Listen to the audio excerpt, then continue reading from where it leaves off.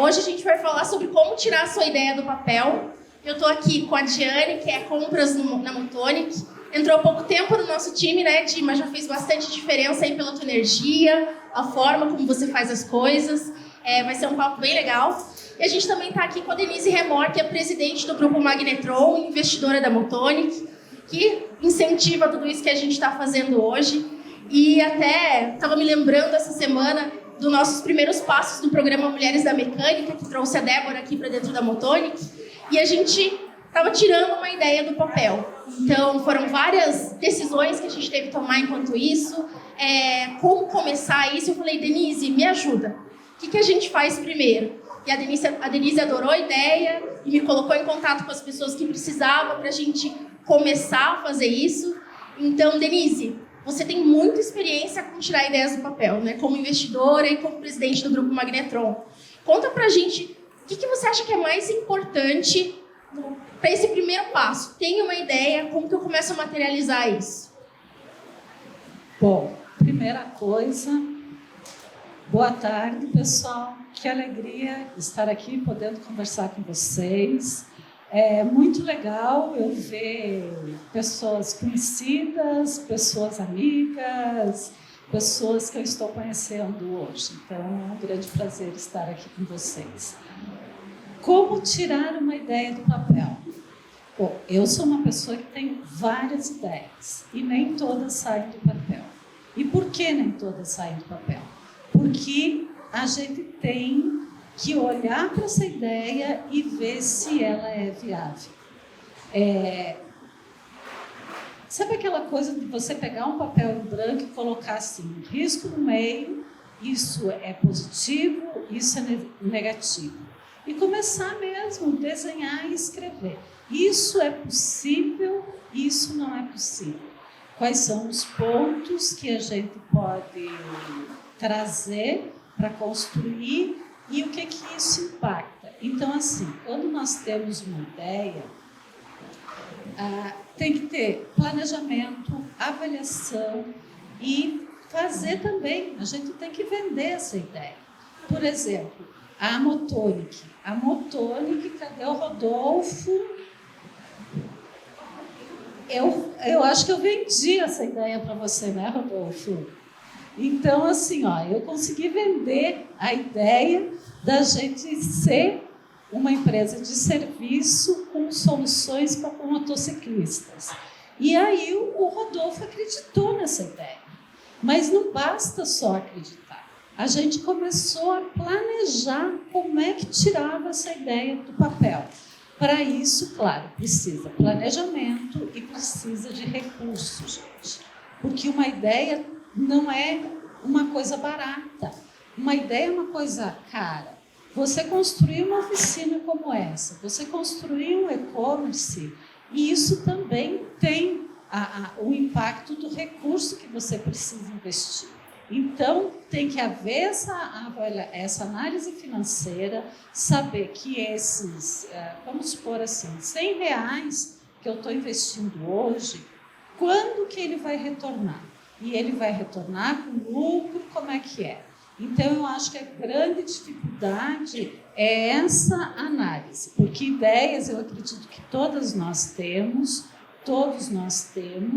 mas como viabilizar isso? Viabilizar é através de planejamento, muito trabalho e, com certeza, recurso para a gente poder investir para construir o negócio. Eu acho que a gente pode começar sempre pela pesquisa, né, Denise? No caso da Motonic, a gente precisa muito falar com motociclistas. Porque eu, pessoalmente, não sou motociclista, mas estou aqui para criar soluções para vocês. Então, em primeiro lugar, ouvir essas pessoas com as quais a gente quer se relacionar e prestar serviços, né? Qual que é a tua dor? Como que eu resolvo isso?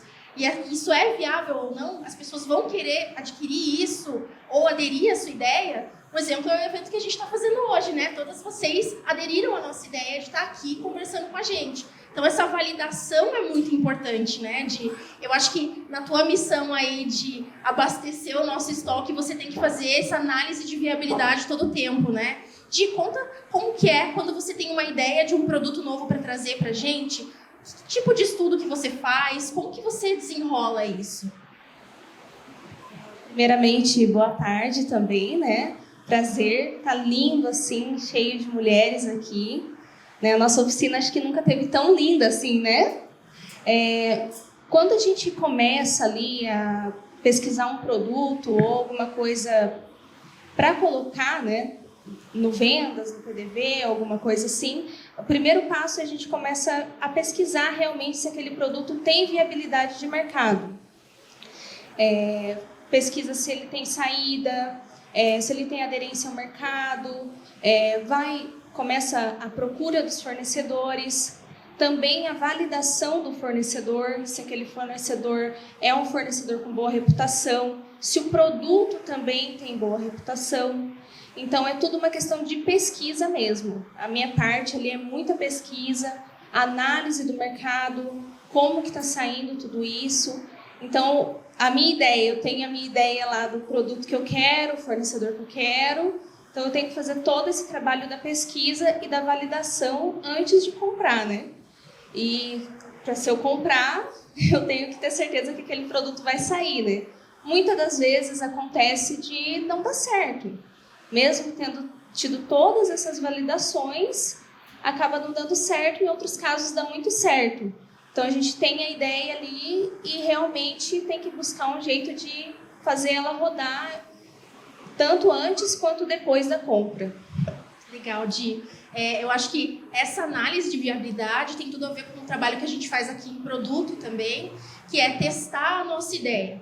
Então, algo que a gente faz aqui com tudo que a gente inicia, inclusive o Motonic Pass, que é um dos nossos projetos, é fazer o que a gente chama de MVP, que é mínimo produto viável, para entender se isso rola, se tem aderência, acertar isso logo. Então, acho que uma coisa que a gente pode dizer para as meninas também é que quando você for testar a tua ideia, quebra ela em pedaços menores. O que é o mínimo que eu posso fazer para testar isso sem colocar muito recurso, né? Depois que você testa, você tem alguns números e aí você pode ir atrás de recurso, como a Denise comentou, para a gente escalar essa ideia. Denise, eu queria que você, como investidora, contasse para a gente o que você quer ouvir de alguém que tem uma ideia validada. O que você busca quando você olha para esses números, para essa pessoa que está te apresentando essa ideia? O que é importante para você como investidora? Bom, primeiro tem que ser uma boa ideia, né? A gente tem que ver que aquela ideia vai dar uma resposta para as pessoas que estão lá do outro lado. Muitas vezes a gente tem a resposta antes de ter pergunta.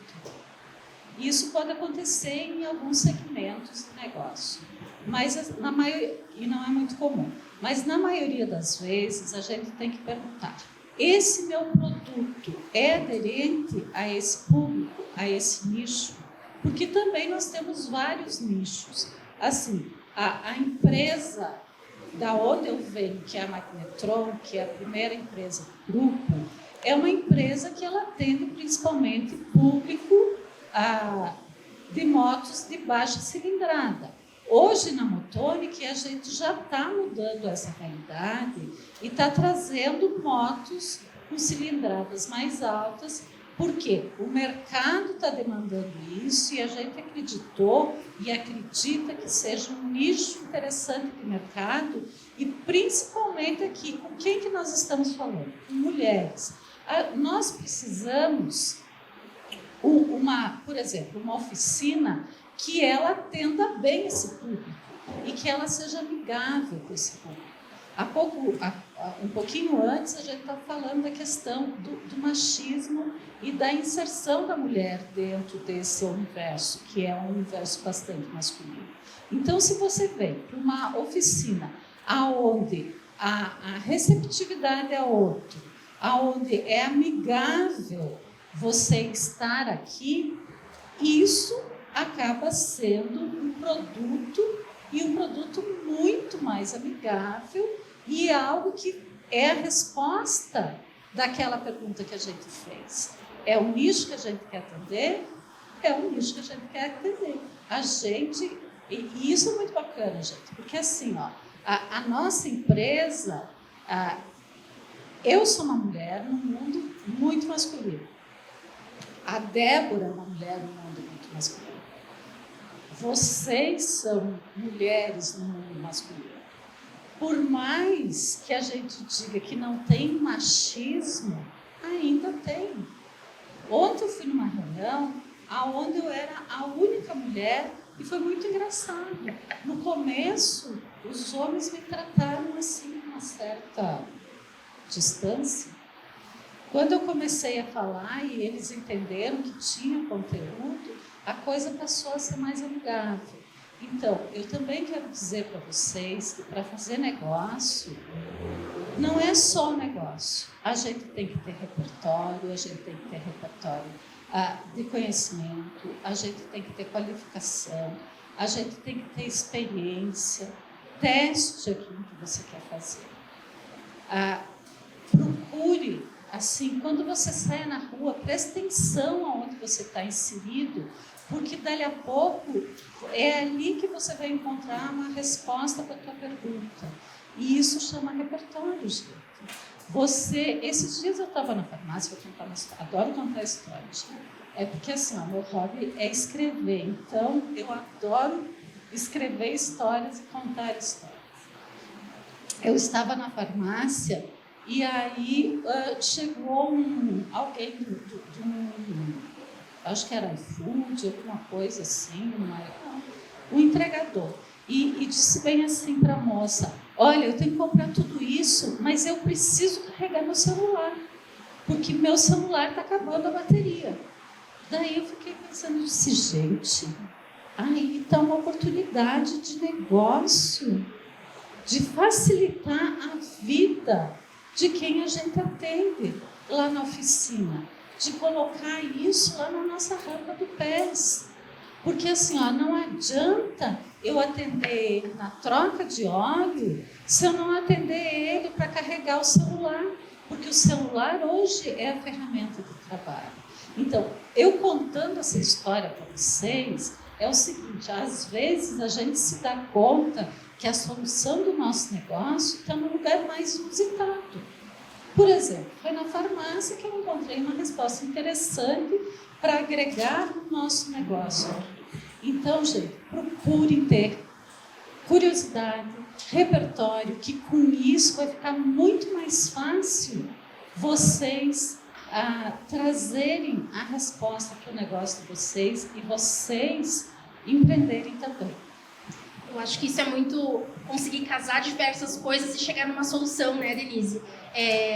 Hoje em dia a gente fala que nada mais se cria, tudo se copia. Mas eu acho que a gente pode juntar várias coisas, uma ida na farmácia, uma ida numa oficina e pensar como é que eu combino isso e trago em uma forma de solução diferente do que os outros estão fazendo. Porque hoje fazer mais do mesmo é dinheiro jogado fora, certo? A gente precisa inovar. E Di, a Diane já passou por setores também bastante masculinos, desde o agronegócio, indústria de veículos pesados, né, que eu acho que você teve que tirar ideias do papel também em ambientes muito masculinos e eu acho que muito mais machistas, né? Em que o papel da mulher normalmente é só servir o cafezinho ou ser a assistente.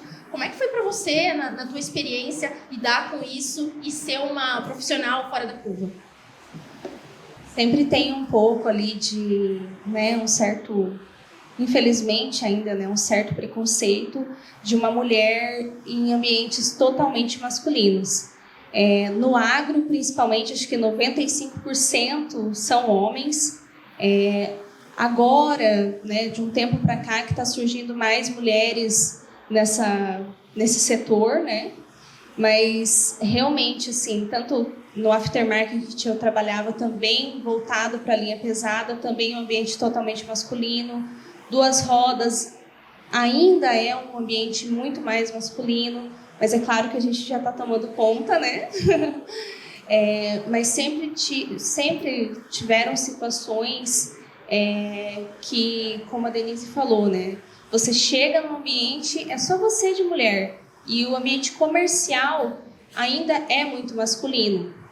Então, às vezes, está só você de mulher ali e vários homens, né? Ali da área comercial. E principalmente no meu caso, que trato bastante com fornecedores. A maioria são homens. E até ele entender que eu sou a compradora, que eu vou decidir, não vai chegar outra pessoa ali e falar por mim, tem que mostrar realmente o que eu quero e me posicionar de uma forma, às vezes, um pouco mais agressiva para a pessoa me notar. E, claro, mostrar o meu conteúdo ali, depois disso que a pessoa começa a me enxergar com outros olhos. Né? Ainda mais por conta mulher, nova, já enxerga outra coisa. Já fazem outras propostas, né? E tem que sair com classe disso ainda, né? Exatamente. Tem que sempre ter aquele jogo de cintura para mostrar, não, o que eu quero é fechar um negócio. Eu tô aqui para fazer o meu trabalho. Não tô aqui para, né, segundas opções, segundas propostas, né? Então, é sempre assim. Realmente tem que mostrar o seu conteúdo primeiro para a pessoa, para depois ela te dar o certo valor, o seu valor devido. E ainda assim, já passei por situações não tão agradáveis assim, infelizmente, né? Eu tenho até um caso que eu contei para a Gabriela, de uma pessoa que me fez uma oferta, assim, bem desagradável, e eu tive que, né, falar não, obrigada, eu tô bem trabalhando, não. E a pessoa continuou insistindo. Minha sorte foi que, na época, a empresa que eu trabalhava não viu com bons olhos isso. E era uma pessoa que tinha um bom poder financeiro e, mesmo assim, a empresa ficou do meu lado e não do dele, né? Geralmente não acontece assim, né? Mas cada vez mais isso vai mudar. Não é possível que vai continuar assim, e já está mudando, né? Então, a empresa ficou do meu lado e falou para a pessoa, se você realmente falar com ela novamente nesse tom, a gente não vai mais te atender, ela não vai mais te atender e pronto. E realmente tive o respaldo da empresa, né? Então, nesse mundo de negociações e comercial, ainda falta bastantinho ali para a gente chegar no ponto-chave. Mas a gente está indo e está buscando, e cada vez mais a mulher buscando o seu espaço em todas as áreas, só demonstra isso, né? A moça que contou a história antes também do ramo industrial, a Débora como mecânica, a Denise como uma investidora, né? Uma presidente da empresa, frente de uma empresa. Então, cada vez isso está mostrando que a mulher consegue. Isso é certeza que a gente consegue, né? Mas está mostrando para o mercado que a gente é capaz, que a gente consegue, às vezes, muito mais do que esperam que a gente consiga.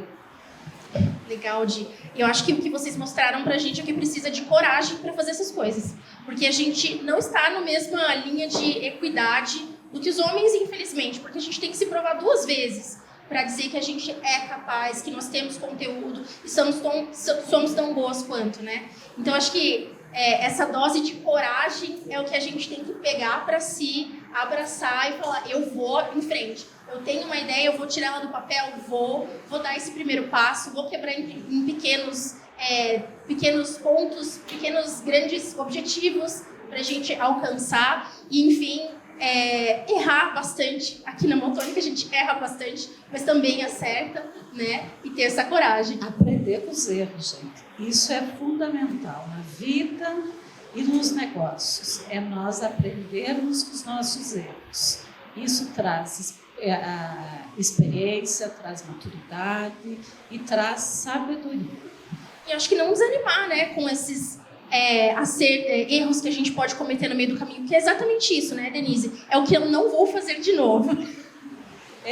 Eu acho que quando você diz bem assim, eu errei e tenha consciência que errou, daí você procura o porquê errou para você não errar mais. Aí está o aprendizado. Assim, na minha posição como gestora de uma empresa, a gente tem muitos erros. E aí o que acontece? Erramos nesse ponto aqui. Ok, como é que nós vamos corrigir e, a partir de agora, qual será o processo para nós não errarmos mais aqui. Isso é fundamental. Então, aprender com o erro, a partir daí você ter um processo onde você não é minimizar o erro, não erre mais naquele ponto. E isso acaba fazendo a diferença e isso cria governança, gente, que é fundamental para nós termos empresas longevas. Gente, queria abrir agora para vocês perguntarem coisas aqui para Denise, para Di, ou quiserem contar alguma coisa também. Alguém tem alguma coisa que queira compartilhar com a gente? Então, você fez a sugestão, né, de tirar ideias do papel, deixando elas menores, né, para fazer os pequenos testes.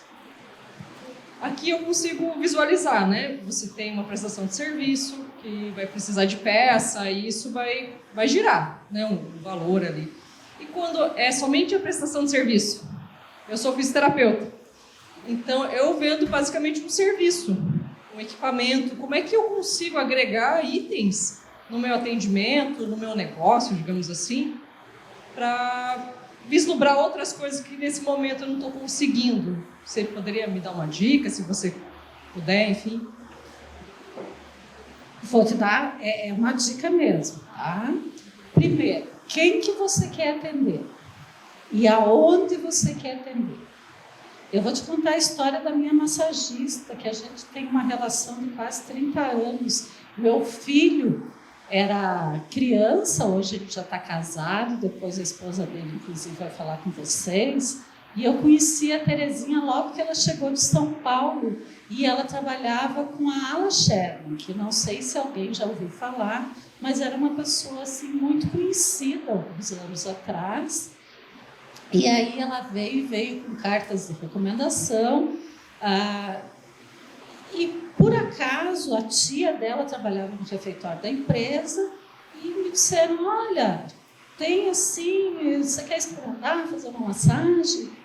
Gente, deu tão certo que ela está há 30 anos comigo. Daí ela me dizia bem assim, eu não sei se eu vou procurar emprego, o que eu vou fazer? Eu disse bem assim, Terezinha, você tem que fazer uma conta básica. Você vai ganhar quanto trabalhando? Daí ela foi lá e, enfim, ofereceram um X que eu não vou lembrar aqui. E se você atender em casa, quanto você vai ganhar? Ela ganhava muito mais. Daí ela acabou fazendo a conta e esse tempo todo que ela está aí, ela está trabalhando, está atendendo em casa e ela realizou vários sonhos, sabe? Ela realizou o sonho da casa própria aqui, ela tem neto, está ajudando a filha dela a desenvolver um trabalho, que a menina é doceira. Então, assim, a dica que eu te dou, olhe para o teu mercado, faça uma análise, uma pesquisa daquilo que você acha que é o melhor para você, sabe? Fazendo a conta. Isso vai dar tanto de retorno, isso vai dar tanto, o meu público é esse, e aí como é que eu vou fazer? Aí coloque o pessoal que está em volta te ajudar. Fazer o tal do marketing, fazer propaganda, porque assim, na tua área, o que faz realmente a diferença é a propaganda boca a boca, sabe? Isso faz uma baita diferença. Se eu falar que a Terezinha é maravilhosa, tem umas mãos assim, que de fadas, eu com certeza, alguém de vocês vai me pedir o contato da Terezinha, tá? É mais ou menos assim. Respondi? Respondeu, obrigado. Eu já tenho vontade de conhecer a dona Terezinha, que eu estou precisando de uma massagem. E eu acho que só complementando isso que a Denise falou, muito poderoso de você saber quem você vai atender e conversar com essas pessoas, para entender o que elas têm de dores. No caso, você é uma fisioterapeuta, você vai tratar isso já das pessoas. Mas eu digo outras dores. Talvez essa pessoa não tenha condições de se deslocar até você, talvez ela precise de horários diferenciados, talvez ela precise de uma condição de pagamento diferente, e é uma pessoa que vai fazer um tratamento longo e você vai oferecer isso de um jeito diferente dos outros fisioterapeutas. Então, o teu público vai te dar muitas respostas do que você precisa fazer. Complementando um pouquinho, eu sou personal. Gente, eu acho que nós vamos sair com o spa pronto daqui. Sim. E assim, uma experiência também compartilhando com vocês, meninas, que eu tenho tido, né, como personal. Eu estou há 10 anos formada, então quando a gente se forma, a gente atende o nicho assim. Vamos lá, gente, todo mundo, atendimento, né, o que vem, a gente encara. E eu comecei a perceber quais eram as dores mesmo, né? E o público feminino foi um público que sempre me procurou, justamente também pelo posicionamento que a gente tem em rede social, aquilo que a gente mais divulga. E hoje eu nichei o meu público, então 95% do meu atendimento é o público de mulheres. E assim, os 5% homens que treinam junto com as mulheres. Então eles treinam em casal, né, e acabam treinando junto comigo. E assim, aí uma dor que eu sentia vendo esse público, eu vejo o quanto que a gente se cobra como mulher, essa questão principalmente da estética, porque você tem que estar X, você tem que estar Y. E daí o mundo da internet, às vezes ele é muito injusto com a gente, porque tem um ângulo que deixa a mulher top 5. Daí a gente olha, você não sabe que é um truque de ângulo, você quer aquela cintura, você não quer ter celulite, você quer que a mulher que gestou durante 9 meses tenha o corpo X da blogueira, que tem tudo, enfim. E aí eu olhei para os profissionais que falam sobre isso, né, sobre estética, sobre corpo, e eu falei assim, gente, essas pessoas, elas não entendem de fisiologia, não entendem de mulheres e estão querendo falar sobre mulher, assim, através apenas da estética, né? E eu fui lá e criei um podcast. E o meu podcast, ele chama Ela Saudável. Então, essa era uma dor que eu tinha como profissional, porque a maioria das pessoas que falam sobre esse assunto não são profissionais formados. A Anne, às vezes, deve passar por isso dentro da fisioterapia, dentro do meio da estética. Então, assim, é uma dica mesmo, né? Porque o Ela Saudável, esse podcast, ele surgiu com esse intuito. Da gente falar assim, galera, como semana passada eu entrevistei um profissional que ele é especialista em emagrecimento. E daí lá ele fala justamente isso. Não é deixando de tomar o teu vinho, não é deixando de comer X, porque a questão da comida, ela é sociável, né? A gente está aqui, sempre tem um lanchinho ali, ela é algo sociável. Então, são outros métodos que a gente pode utilizar para emagrecer sem esse sofrimento, sem essa pressão, sem colocar, né? Eu sempre falo, respeita a mãe, que tem que cuidar do filho, que trabalha, que cuida da casa e ainda consegue um tempinho lá para se exercitar. Então, não é tentando colocar aquele padrão X ou padrão Y. Então, só compartilhando um pouquinho daquilo que eu tenho visto sobre as dores. E eu fui uma consumidora, né, Rai, da Motonic. Infelizmente, gente, roubaram a minha moto. Estou sem a minha moto, mas eu vim porque o mundo das duas rodas, ele é apaixonante, eu amo, assim. Daí eu falei assim, nossa, não vou deixar de ir lá prestigiar, né? Até que vou comprar minha moto de novo. Mas, assim, eu gostaria também, nesse momento, assim, de parabenizar, porque eu sempre fui em várias oficinas e eu sempre tinha o sentimento assim, gente, eu sempre estou de roupa de ginástica, né? Daí você chega na oficina, você se sente, tipo assim, aquele franguinho da padaria que todo mundo fica lá olhando. E, só de ter... Quando eu cheguei aqui, teve o atendimento das meninas, fez muita diferença.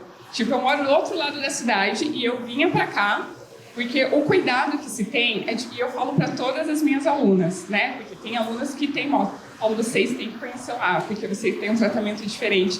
Então, eu acho que nós, como mulheres, a gente tem que andar também em comunidade, justamente para fortalecer. Então, só aproveitando também para agradecer, né, hoje todo esse carinho. E quando a minha moto nova chegar, que um dia ela vai chegar, retornarei. Obrigada, meninas. A moto retornar, você tem que trazer o primeiro lugar aqui, viu? Olha, muito legal. Pena que roubaram na tua moto, a gente sente, mas tenho certeza que você vai comprar outra. E quero dizer uma coisa aqui, ó, fiquei super feliz porque o negócio da Anne já está dando certo. A Alessandra acabou de pegar o contato dela, então, gente, isso é muito legal. Ela veio, acho que no lugar certo, falou do negócio, a ideia saindo do papel, é isso aí. E sucesso, Anne, tenho certeza que o negócio vai decolar e depois venha nos contar no que vem. Gostaria que você viesse nos contar como é que está teu negócio aqui. Gente, obrigada. Obrigada, Di. Obrigada, Denise. Obrigada, Gabi. Valeu. Meninas, façam esse networking depois, tá? Pra gente estar aqui e ficar em comunidade, como a Lenice falou. Então, conversem entre si, vamos juntar força que dá pra juntas tirar mais ideias ainda do papel. Obrigada, gente. Obrigada.